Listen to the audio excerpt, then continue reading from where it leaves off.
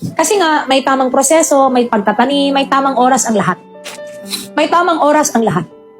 May oras ng paggawa ng kasalanan nung tayo ay namuhay sa kasalanan. May oras ng pagtatanim, may oras ng persecution, may oras lahat ng bagay. At may oras ng pagtubos, at may oras ng paghahatol. Lahat ay may oras. At pagod na tayo kasi nakakapagod tong buhay na to. Gagawa ka ng inislave ang tao saan? Pera. Number 1 na ginawa ni Satan sa tao. Slave sa number 1. Pera. Bakit ka nagtatrabaho? Pera.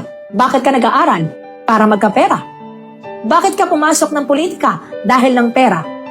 Bakit maraming tinatayong simbahan ngayon? Dahil ng pera. Bakit may iba't ibang klaseng kasamaan sa mundong ito because of pera? Hindi ba kayo napapagod gumawa ng pera? Ako pagod na ako. Kaya nga po nag-resign na ako eh. Kaya nag-resign ako. Kasi pagod na ako kumita ng pera. Kasi alam kong ang Panginoon ay pabalik na. Amen.